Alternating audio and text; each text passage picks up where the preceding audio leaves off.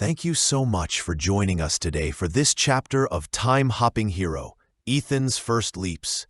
We truly appreciate you taking the time to read along with us.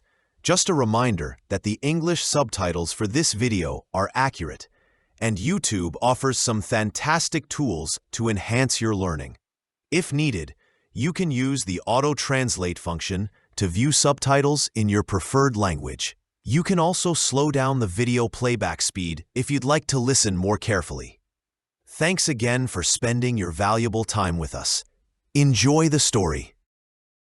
Time-Hopping Hero, Ethan's First Leaps. Copyright 2025. Chunking to Fluency. Chapter 4. The Path of Compassion. The silence in the Pruitt house was a constant, aching presence. A year had passed since Laura's laughter faded, since the vibrant colors of her art studio dulled. Ethan, now 13, felt the weight of her absence in every quiet corner, every untouched canvas. Grief settled over him like a persistent Kansas drizzle, often subtle, sometimes a downpour. His father, Thomas, bore his own sorrow stochastically. Their bond, once light and playful, was now forged in shared loss. A quieter, more profound connection built on unspoken understanding and mutual support. Dinner conversations were less lively, but often ended with a comforting hand on Ethan's shoulder or a shared glance that spoke volumes. With his mother gone, new responsibilities settled upon Ethan's young shoulders at home. He learned to manage chores, prepare simple meals, and generally help keep their Topeka household running. Their small, familiar house, nestled near the historic Potwin Place neighborhood with its charming, tree-lined streets, suddenly felt much larger and emptier. Life had shifted, and Ethan found himself growing up faster than he ever imagined. His afternoons were still spent at Mr. Abernathy's pawn shop, a haven of ticking clocks and forgotten treasures that offered a different kind of quiet. Here, the hum of the time machine served as a constant reminder of his promise to Laura. Mr. Abernathy, now even frailer, his hands trembling more noticeably, still presided over his domain with a keen eye. He relied on Ethan more than ever, entrusting him with handling customers, organizing inventory, and even some of the simpler repairs. Ethan, in turn, found solace in the shop's routines and in the quiet companionship of the old man. Their shared secret and the heavy burden of the too-late mission created an unspoken bond, deeper than ever. But outside the comforting walls of the pawn shop, Ethan's world remained turbulent, primarily due to Billy. The school bully, a year older and seemingly angrier since their last encounter, had intensified his campaign against Ethan. The usual taunts escalated into shoves in the hallways of Roosevelt Middle School and snatched lunch money. Billy's eyes, usually narrowed in aggression, sometimes flickered with a raw, unreadable pain that Ethan, despite himself, couldn't ignore. He saw not just a tormentor, but a kid lost in his own storm, and it sparked a strange curiosity in Ethan's compassionate heart. Why was Billy like this? What had forged such anger and confusion? The more Billy pushed, the more Ethan wondered. He began to think about his next mission, not for a grand cause, but for something far more personal. Understanding Billy's past. Ethan started discreetly gathering information on Billy, combing through old school yearbooks at the library, and even casually mentioning Billy's name to Mr. Abernathy, feigning a general interest in local Topeka families. He researched family names in old city directories, learning about the various waves of settlement that shaped Topeka, from its beginnings as a free state town to its identity as the capital of Kansas. He discovered that the Tipton family, Billy's surname, had a long, if not particularly distinguished history in the city, stretching back generations, much like Mr. Abernathy's own family roots in the early 20th century. It was during one of these research sessions at the pawn shop, poring over microfiches of old Topeka newspaper archives, that Ethan cautiously brought up his idea. "Mr. Abernathy," he began, "you know how Billy Tipton is always causing trouble? I've been thinking, what if we could figure out why? What if something in his past made him like this?" Mr. Abernathy, polishing a tarnished pocket watch, paused. His usually distant gaze sharpened, a flicker of understanding passing through his eyes. "Billy Tipton, you say? Ah, yes. The Tiptons lived down by the old Santa Fe shops, didn't they? Rough bunch, some of them. But Billy, a new generation." He looked at Ethan, a slow realization dawning. "You're thinking of a trip, aren't you, son? To observe?"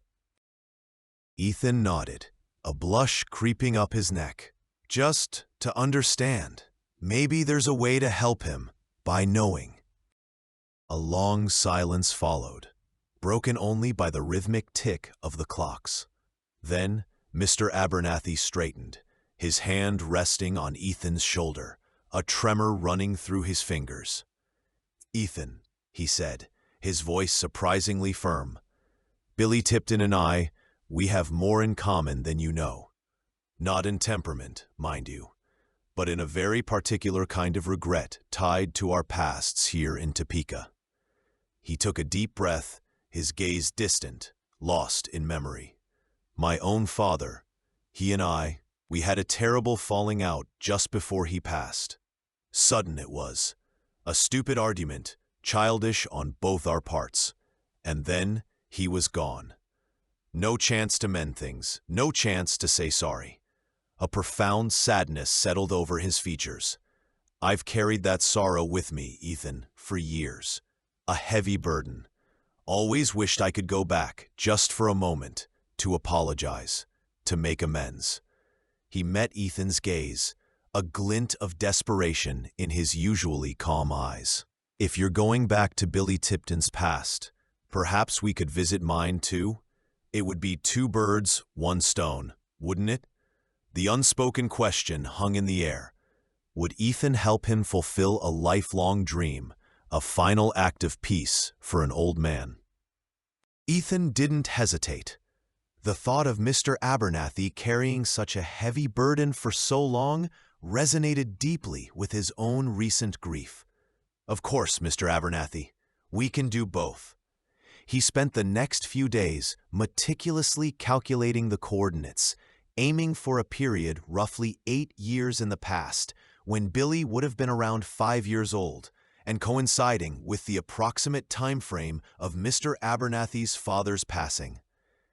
They discussed strategies for observation, remaining unseen, collecting information without interference.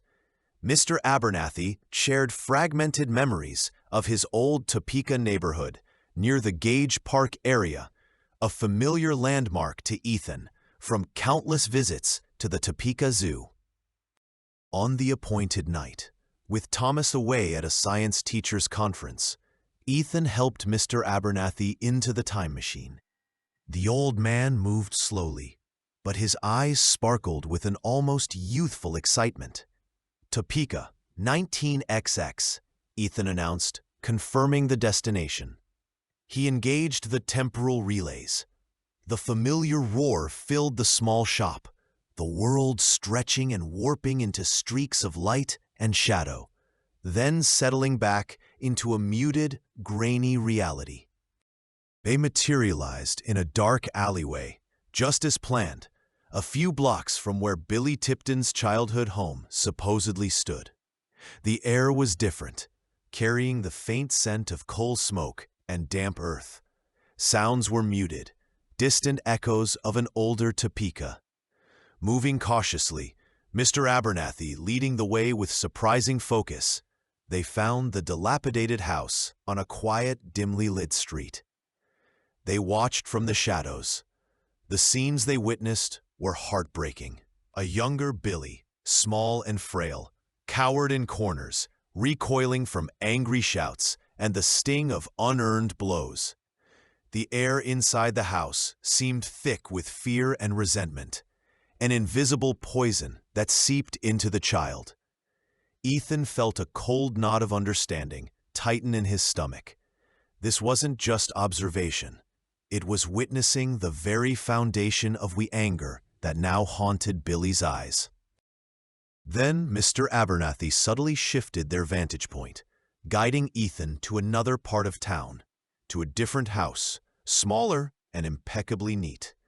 They watched as a younger Mr. Abernathy, a man in his late 60s, stood arguing heatedly with an older, stern-faced man who bore a striking resemblance to him. Voices rose, words exchanged that Ethan couldn't quite discern, but the tension was palpable. Then the older man turned abruptly and walked away, his shoulders stiff with pride. The younger Mr. Abernathy watched him go, a mix of fury and stubbornness on his face. He never saw him again, Ethan realized, a sudden chill running through him. It was in that pregnant pause, as his past self watched his father disappear, that the present Mr. Abernathy took a shaky breath. He stepped slowly from the shadows of the alley, his eyes fixed on the retreating figure of his father. "Father," he rasped, his voice raw with decades of unexpressed anguish, the words bursting forth like a dam breaking. The older man, just a few yards ahead, paused and slowly turned, a flicker of surprise, then recognition on his face. "Son, what are you?" "I'm so sorry," Mr. Abernathy whispered, walking towards his father, his frail frame trembling, and reaching out a hand, not to touch, but in a gesture of profound regret and longing. "For everything, for the anger, for the pride, I'm so sorry we never fixed it." His father's stern expression softened, a glimmer of understanding, perhaps even forgiveness in his eyes. He didn't speak, but a weary nod, a slight tilt of his head, seemed to acknowledge the unexpected plea. A fragile moment of connection hung in the air, a silent bridge across years of unspoken pain, before Mr. Abernathy, of the past, walked away, still too proud to approach. The older man then turned and continued on his original path. A few moments later, Mr. Abernathy, the one standing beside Ethan, closed his eyes, a tear escaping, his lips barely moving, as if whispering a long overdue apology into the quiet, unchanging past. The goal of making amends had been realized, not by altering the past, but by healing a wound in the present heart of the time traveler. The return trip was silent, but heavy with unspoken emotion. The familiar hum of the time machine as it rematerialized in the workshop felt grounding after the raw reality of the past.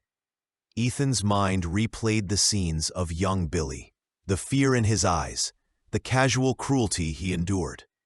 It solidified his resolve. Billy wasn't just a bully. He was a hurting child, and Ethan now had the insight, the knowledge, to potentially break that cycle. His mother's promise echoed in his ears, to use his gift for good, to understand the heart of things. Mr. Abernathy, however, seemed to carry a different weight. While a profound peace seemed to settle on his face, replacing decades of etched sorrow, his physical form appeared to have paid a cost. As he slowly climbed out of the machine, his hands trembled more violently than before, and a slight tremor ran through his whole body. He nearly stumbled getting out, and Ethan had to steady him firmly. "Are you all right, Mr. Abernathy?" Ethan asked, concern lacing his voice. The old man nodded, a faint smile playing on his lips. "At peace, Ethan. That's what I am, finally, at peace." But even as he spoke, his eyes held a distant, weary look, as if the final resolution had also brought the last of his remaining strength to the surface. It was clear that the emotional journey, though fulfilling, had taken a significant toll. His advanced age, combined with the strain, seemed to push his body further towards its natural limits. The next few days at school, Ethan watched Billy with new eyes. He saw not just the aggression, but the underlying flinch, the guardedness, the almost desperate need for control that masked profound vulnerability. He tried to approach Billy cautiously, offering small gestures of kindness or just a simple, non-confrontational nod. But Billy only intensified his taunts, as if sensing Ethan's shift and interpreting it as weakness. The bullying escalated, culminating one afternoon on the walk home from school. "What's your problem, Pruitt?" Billy snarled, blocking Ethan's path near the old Topeka High School building, its Gothic architecture looming over them. "Think you're too good for us now, huh? Always got your nose in a book. Think you're smarter?" He lunged, grabbing Ethan's arm, twisting it painfully. "Maybe I should teach you a lesson, huh?" Something snapped inside Ethan. All the grief for his mother, the burden of his secret, the overwhelming empathy from witnessing Billy's tormented past boiled over. He yanked his arm free, his voice, usually calm, rising to a shout that echoed off the brick walls. "No, Billy, you listen to me.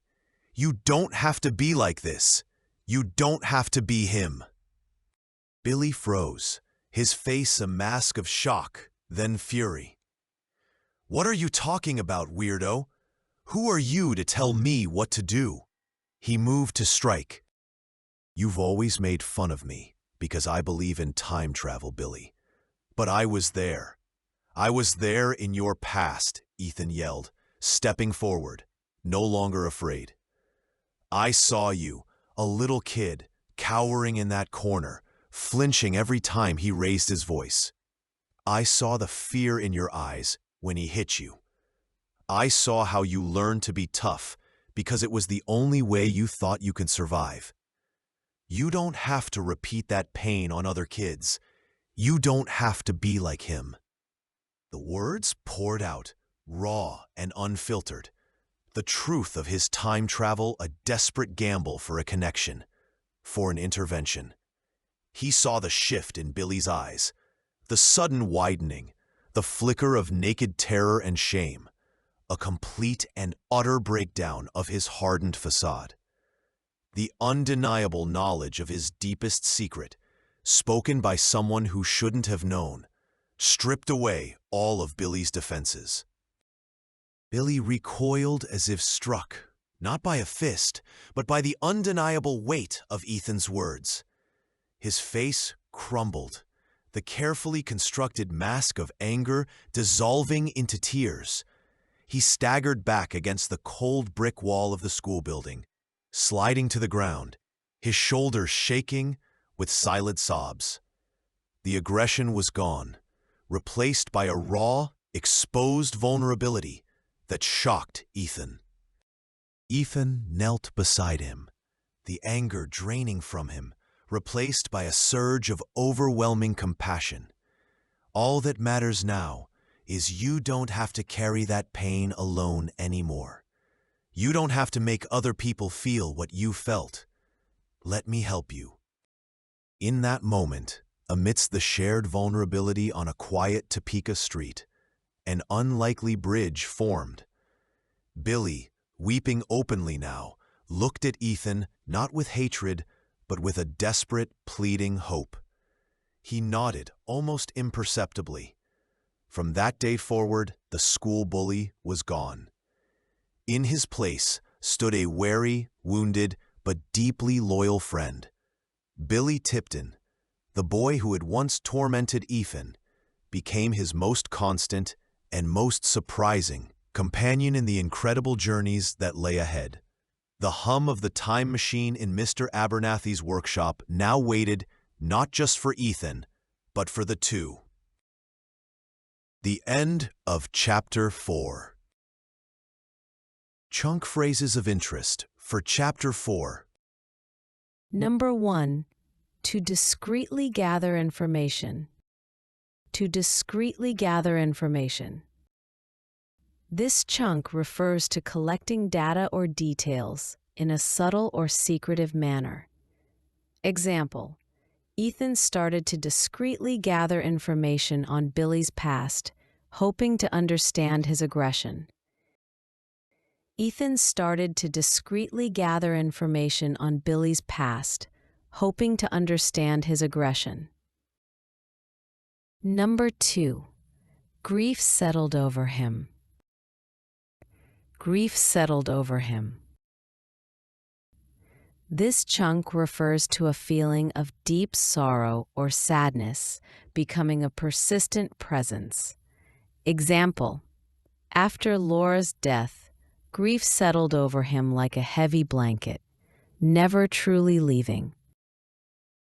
After Laura's death, grief settled over him like a heavy blanket, never truly leaving. Number 3. An unspoken bond. An unspoken bond. This chunk refers to a strong connection between people that is understood without being stated. Example: Ethan and Mr. Abernathy shared an unspoken bond forged by their secret and shared mission. Ethan and Mr. Abernathy shared an unspoken bond forged by their secret and shared mission. Number 4. The tree-lined streets. The tree-lined streets. This chunk refers to streets adorned with trees, often implying a pleasant or picturesque setting.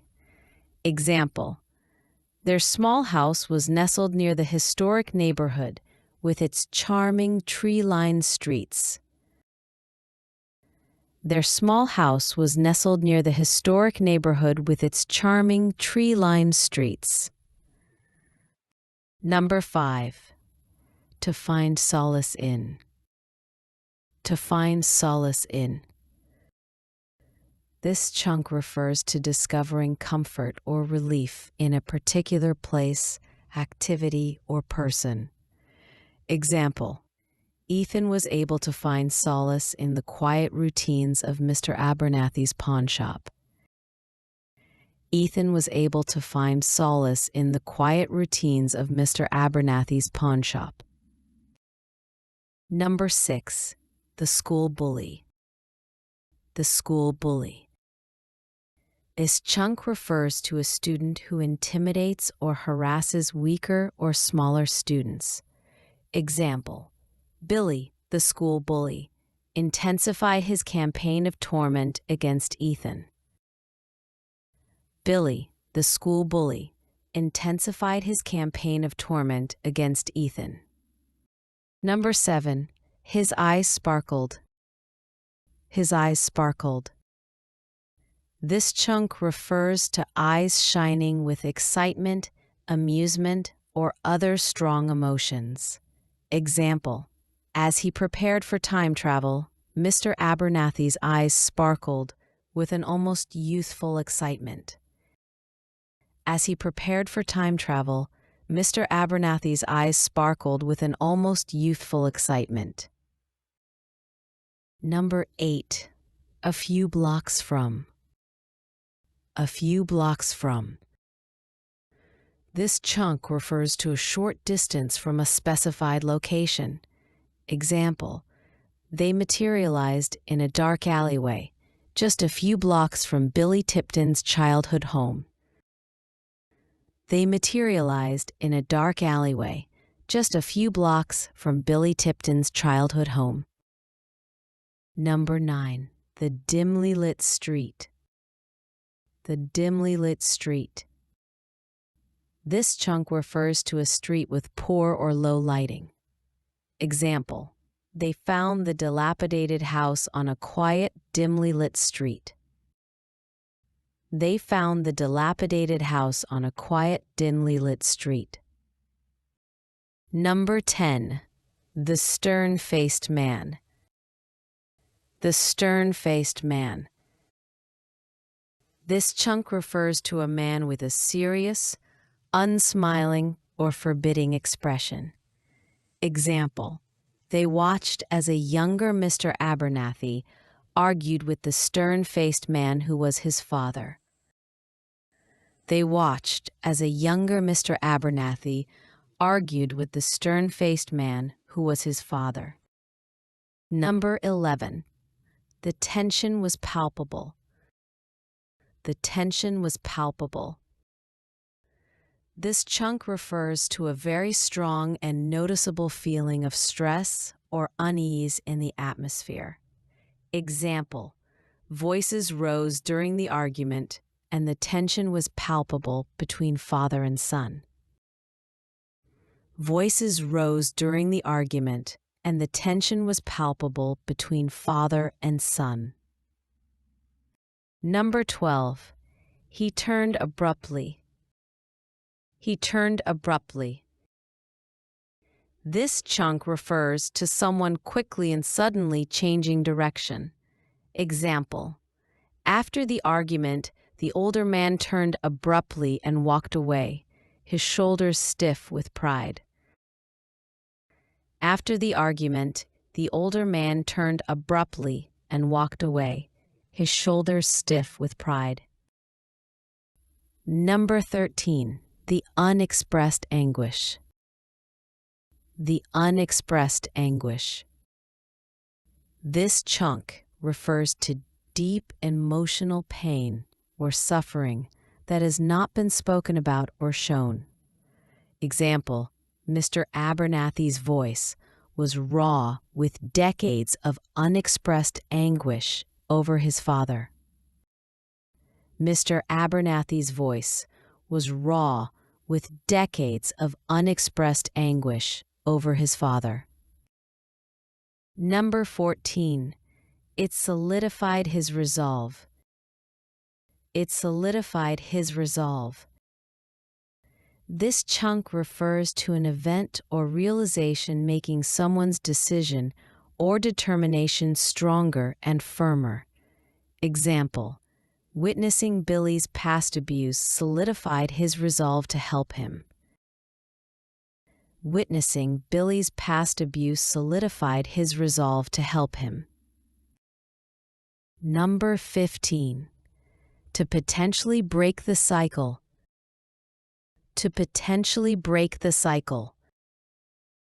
This chunk refers to the possibility of stopping a recurring pattern, especially a negative one. Example: Ethan now had the insight to potentially break the cycle of pain and anger that haunted Billy. Ethan now had the insight to potentially break the cycle of pain and anger that haunted Billy. Number 16. He lunged at him. He lunged at him.